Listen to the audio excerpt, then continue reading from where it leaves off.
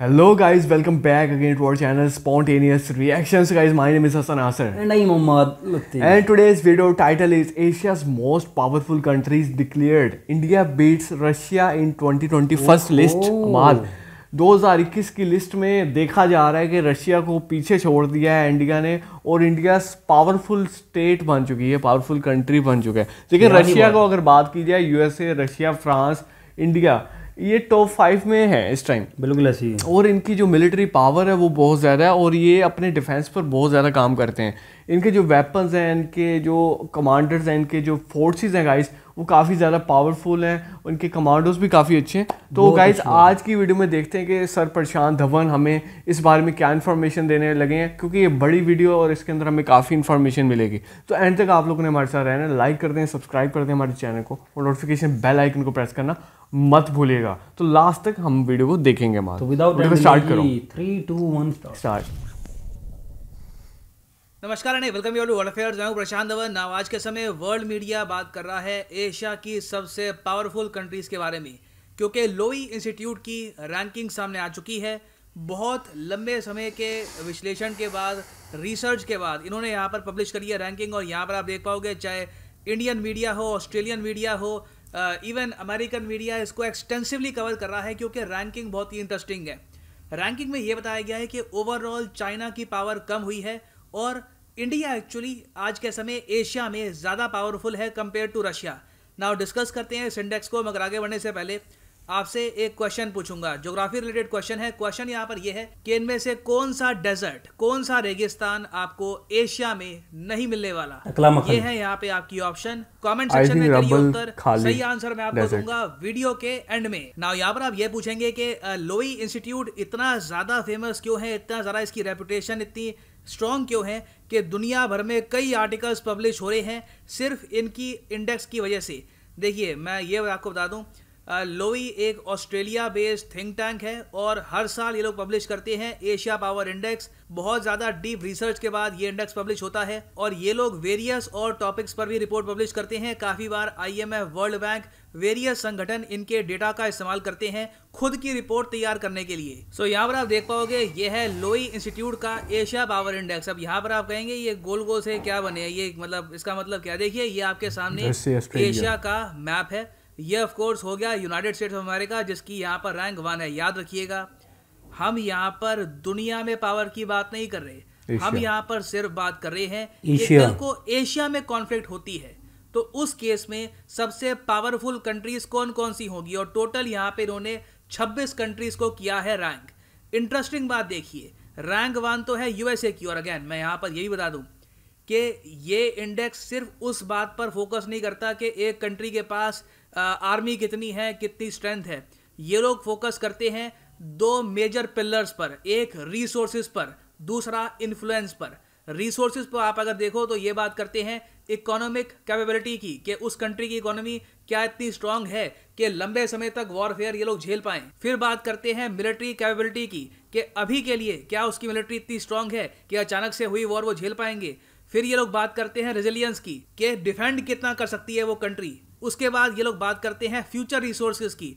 अब कई देश हैं जिनके पास रिसोर्सेज हैं मगर अभी तक उनको टैप किया नहीं है। फॉर एग्जांपल इंडिया में आप मान लीजिए थोरियम, मैं कहूँगा एक ऐसा रिसोर्स है जिसको अभी हमने प्रॉपर्ली टैप किया नहीं है। ये आप कह सकते हैं एक फ्यूचर रिसोर्स है। फिर ये लोग बात करते हैं इन्फ्लुएंस की, वहां पे आते हैं economic relations. For example China और रशिया के बीच में इकोनॉमिक रिलेशनशिप बहुत स्ट्रांग है। रिसेंटली आपको पता होगा कि पहली बार चाइना और रूस के बीच में एक हाईवे ब्रिज ओपन किया गया है और दोनों कंट्रीज के बीच में ट्रेड आप अगर देखो तो $100 बिलियन का है। फिर ये बात करते हैं डिफेंस नेटवर्क की। फॉर एग्जांपल आप अगर देखो नेटो, ये एक डिफेंस नेटवर्क है।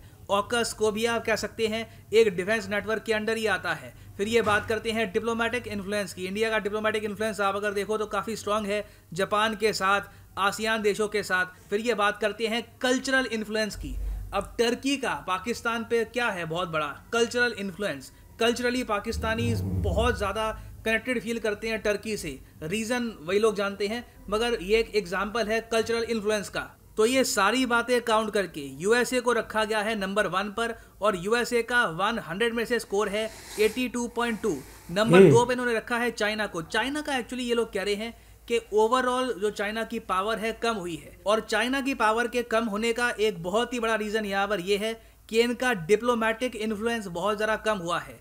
ये बात आप सब लोग मानेंगे, बिल्कुल ऑब्वियस है कि शी जिनपिंग के अंडर चाइना जिस अग्रेशन से आज के समय डील कर रहा है, चाहे वो सेंट्रल एशियाई देश हो, इंडिया हो, आसियान देश हो, सब लोग चाइना को एक प्रॉब्लम की तरह देख रहे हैं। एवरीवन लुक्स एट चाइना के इसको कैसे डील करें, ये इतना स्ट्रॉन्ग कंट्री अब बन गया है, इतना अग्रेसिव है, इनमें कोई रिस्पॉन्सिबिलिटी नाम की चीज़ नहीं है, ये सिंपली बस विस्तार करना चाहते हैं, ज़मीन चाहते हैं कि इनके एम्पायर में और ज़रा ज़मीन जुड़ती जाए। तो ऐसे कंट्री का जो डिप्लोमेटिक इन्फ्लुएंस है, जो डिप्लोमेटिक नेटवर्क है, ये लगातार इनके सिकुड़ते जा रहे हैं।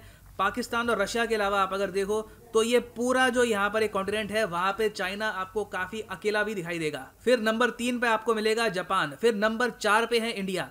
अब इंटरेस्टिंग बात देखिए कि इस रैंकिंग में रशिया से ऊपर रखा गया है भारत को। अब आप पूछेंगे इसका रीज़न क्या है? रीज़न देखिए 3-4 हैं। एक तो इंडिया के इकोनॉमिक रिलेशनशिप बाकी कंट्रीज़ के साथ काफ़ी स्ट्रॉन्ग है compare to Russia. Russia almost आप कह सकते हैं एक लोन वुल्फ है, चाइना के अलावा बाकी कंट्रीज़ के साथ कुछ खास ट्रेड करता नहीं है रशिया, आप अगर देखें। वेराज इंडिया का काफ़ी बड़ा ट्रेड है जापान के साथ, ऑस्ट्रेलिया के साथ, यूएसए के साथ, आसियान कंट्रीज़ के साथ, तो इसलिए इंडिया को काफ़ी बड़ा एज मिलता है। बाकी ऑफ कोर्स मिलिटरीली आप अगर देखें तो रशिया को हमसे ऊपर रैंक किया गया है। अगर हम सिर्फ मिलिट्री कैपेबिलिटी की बात करें तो रशिया की रैंक होगी 3rd, हमारी रैंक होगी 4th। मगर इस साल आप अगर देखें तो इंडिया का ओवरऑल स्कोर गिरा है, हमारा स्कोर अब हो चुका है 37.7 आउट ऑफ 100। और इंटरेस्टिंगली इनफ इंडिया को इन्होंने कम नंबर इसलिए दिए हैं क्योंकि ये लोग कह रहे हैं कि इंडिया के इकोनॉमिक रिलेशनशिप रिसेंटली सफ़र किए हैं। ये ऑफ कोर्स बात कर रहे हैं RCEP के बारे में, जो फ्री ट्रेड एग्रीमेंट इंडिया ने रिसेंटली साइन किया नहीं था, तो वो इस वजह से कह रहे हैं कि इंडिया का स्कोर थोड़ा सा हमने कम किया है उस वजह से, क्योंकि ये लोग मानते हैं इंडिया की जो इकोनॉमिक इंटीग्रेशन है ये इतनी स्ट्रांग नहीं हुई इस साल। फिर नीचे आप अगर देखो भारत के तो आपको रशिया मिलेगा, और रशिया के बाद यहाँ पे है ऑस्ट्रेलिया। ऑस्ट्रेलिया की यहाँ पर रैंक है 6th। फिर नीचे आप अगर देखें तो वेरी इंटरेस्टिंगली ताइवान को भी यहाँ पर रैंक किया गया है, और ये बात देखकर मैं जेन्युइनली काफ़ी अम्यूज्ड हूँ कि इन्होंने ताइवान को पाकिस्तान के ऊपर रैंक किया है। पाकिस्तान की रैंक आप अगर देखें तो ये है 15, ताइवान की रैंक इन्होंने यहाँ पर दी है 14th। और इसका एक बहुत ही बड़ा रीज़न ये है, मैं एक्चुअली कंपेयर करके दिखाता हूँ आपको ताइवान और पाकिस्तान को। ताइवान एक्चुअली पाकिस्तान को बीट करता है, सिंपली आप समझ सकते हैं ट्रेड की वजह से, कल्चरल इन्फ्लुएंस की वजह से। वैसे अगर हम बात करें सिर्फ मिलिट्री कैपेबिलिटी के बारे में तो पाकिस्तान की यहाँ पर रैंक होगी 9th और ताइवान की यहाँ पर रैंक होगी 11th। फिर आगे आप अगर देखो तो नॉर्थ कोरिया की यहाँ पर रैंक है 17th और श्रीलंका को यहाँ पर रैंक दी गई है 20th। इंटरेस्टिंगली इनफ बांग्लादेश को यहाँ पर आप अगर देखो तो नॉर्थ कोरिया और फिलीपीन से भी कम रखा गया है। बांग्लादेश की यहाँ पर रैंक है 19th, और नेपाल को भी यहाँ पर रैंक किया गया है। बाय द वे नेपाल की यहाँ पर रैंक है 25th, और लोएस्ट रैंकिंग यहाँ पर दी है पपुआ न्यू गिनी को। पपुआ न्यू गिनी आपको पता होगा ऑस्ट्रेलिया के नॉर्थ में एक देश है, रफली 90 लाख की इनकी आबादी है, और रिसेंटली इनका इन्फ्लुएंस भी कुछ हद तक बढ़ा है, इसलिए बाकी और छोटे कंट्रीज को यहाँ पे नहीं रैंक किया गया, पपुआ न्यू गिनी को स्पेशली यहाँ पर रैंक किया गया है। तो इस रिपोर्ट के हिसाब से एज इंडियंस हमारे लिए क्या इंपॉर्टेंट पॉइंट निकल के आता है? देखिए, कहीं ना कहीं हमको हमारा जो ट्रेड है रीजन में और ज़्यादा इंक्रीज करना होगा। अभी व्लादिमीर पुतिन आपको पता होगा इंडिया आने वाले हैं, कल इंडिया में आएंगे, और बताया ये जा रहा है कि दोनों देश रखने वाले हैं एक बहुत ही बड़ा trade target 50 billion US dollars का 2025 तक। अभी के लिए आप अगर देखें तो रफली आप कह लीजिए मैक्सिमम 15 बिलियन डॉलर के आसपास जाता है इंडिया रशिया का ट्रेड, कभी कभी कम होकर 11-12 के आसपास ही पहुंच जाता है। तो चैलेंज होगा हमारे लिए इसको 50 बिलियन तक लेके आना। मगर अगर हम इकोनॉमिक पार्टनरशिप यहाँ पर बिल्ड करते रहते हैं रशिया के साथ, आसियान कंट्रीज के साथ, जापान के साथ, इवन मैं कहूँगा ऑस्ट्रेलिया के साथ, तो इससे आप देखेंगे कि इंडिया की रैंक इन द फ्यूचर बढ़ेगी।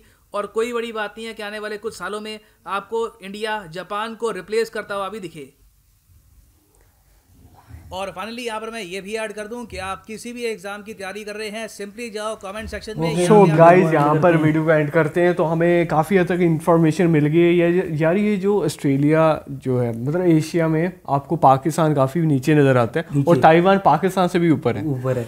ये समझ से बाहर है यार, कैसे मतलब इतना यार सर, इकोनॉमी असल में स्ट्रांग है, इकोनॉमी बहुत स्ट्रांग है। हमारा असल में उन्होंने देखा है कि इन्होंने सिर्फ मिलिट्री नहीं देखा, इन्होंने सारा हर चीज एस्पेक्ट देखी देखा है, हर स्कोप चीज देखा देखी है, वरना मिलिट्री के हिसाब से तो और भी कुछ कंट्रीज नीचे आए जैसे पाकिस्तान। हाँ। लेकिन अभी मिलिट्री के अलावा हर चीज इकोनॉमी में देखे, Resistance मुझे तो ये डर था इकोनॉमी ठीक भी है। देखी जा रही है तो पाकिस्तान सबसे नीचे ना होता। मैं भी यही सोच रहा था, मैंने कहा इकोनॉमी की वजह से पाकिस्तान मुझे नजर नहीं आ रहा टॉप 5 में। अदरवाइज पाकिस्तान के पास भी मिलिट्री ठीक है और बांग्लादेश के पास भी ठीक है। हाँ। मगर जो इंडिया इस टाइम इकोनॉमिकली उसका जो रिलेशनशिप है ना, आई थिंक वो पाकिस्तान से भी अच्छे हैं, बहुत अच्छे हैं, पाकिस्तान से उनकी अच्छे ट्रेड वैसे ही बहुत अच्छी जा रही है इस वक्त में। आपको पता है उनकी कितनी, हमारी मतलब जीडीपी कहाँ पे है और इंडिया की और GDP उनकी इस वक्त चाइना कहाँ के पे है। साथ ही इवन के ट्रेड बड़ी बिल्कुल, अच्छी आ रही चाइना है। के साथ इतनी ज़्यादा ट्रेड करते हैं इंडिया वाले, तो क्या कह सकते हैं, हमारी भी ट्रेड एक्सपोर्ट में इजाफा हो रहा है आहिस्ता आहिस्ता, स्लोली। बट असल में तो चीज़ है वो तो इकोनॉमी हमारी क्रैश कर चुकी है ना। असल में जो जीडीपी है वो हमारी असल में हर चीज़ क्या कह सकते हैं, इसका असर जो है अब स्टॉक एक्सचेंज पे भी अभी डला है। 2-3 दिन पहले वो 2100 पॉइंट्स नीचे गिरी। शोर शराबा इस चीज़ पे हुआ कि भाई ये हो क्या रहा है असल में। और इसके अलावा आपको पता है लोन लेने की सिचुएशन हमारी, हम किस तरह जो है ना फंस सऊदी चुके अरब हैं। से 4.2 बिलियन यूएस डॉलर्स लिए हैं और वो भी अब खुद मांग रहे हैं, कह रहे हैं कि अगर ये आपने तोड़ा तो फलां कर देंगे। हाँ, तो ये सिर्फ कर शो देंगे। करने के लिए ले रहे हैं, उनसे यूज़ नहीं करना है। मतलब ये भी कंडीशन हो चुकी है इकोनॉमिकली, तो आप कह सकते हैं कि इसमें कोई हैरत की बात नहीं है इतनी नीचे रैंकिंग में आना पाकिस्तान के लिए। पाकिस्तान के लिए नीचे की हाँ हैरत की बात नहीं है, बट मुझे ज़्यादा हैरत की बात ये है कि छोटे छोटे जो मुल्क हैं वो पाकिस्तान से आगे हैं। आगे हैं असल में इकोनॉमी के हिसाब से। इकोनॉमी के हिसाब से उन्होंने देखो इकोनॉमी को सबसे ज़्यादा ट्रिगर किया है इस वीडियो के अंदर।